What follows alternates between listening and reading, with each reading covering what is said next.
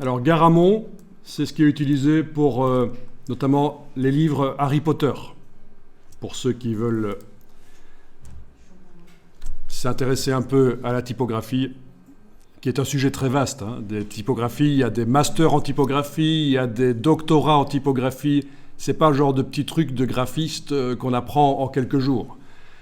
Et moi, je ne suis pas avancé du tout en typographie. Si, j'ai quand même des... Par rapport à un typographe professionnel, je veux dire, je suis loin Je suis éloigné vers le bas.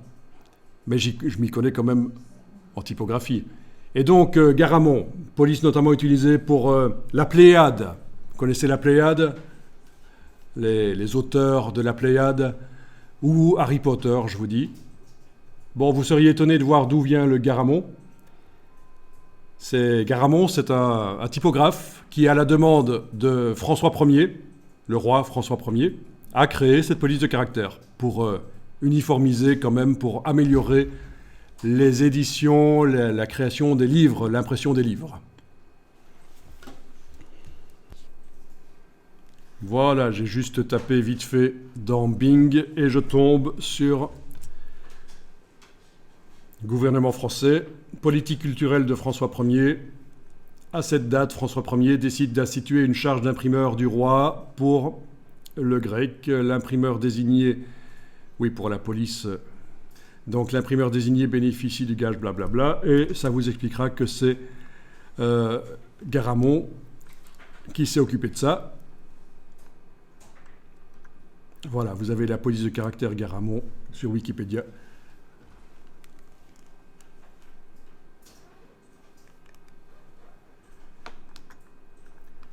Donc voilà, il y a toute une histoire. La colonne Trajane à Rome, vous connaissez ? Ça date des Romains, c'est l'Antiquité. Et sur cette colonne, il y a des inscriptions. Et ces inscriptions sont en police sérif. Il y a les petites pattes au bout. Et ça ressemble très fort à la police moderne. Ça, c'est Zarbi quand même. Ça date d'il y a 2000 ans et ça, c'est encore utilisé aujourd'hui.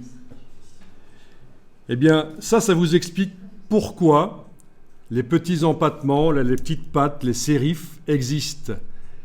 C'est quand on grave dans le marbre des polices de caractère, c'est plus facile de terminer, c'est une contrainte technique de terminer comme ça, proprement, le bout des gravures. Donc ça, c'est surprenant. Vous avez partout autour de vous des polices de caractère avec des pattes comme ça, de sérifs, et ça vient de la gravure du texte dans le marbre chez les Romains. Et ce sont des polices de caractère très modernes.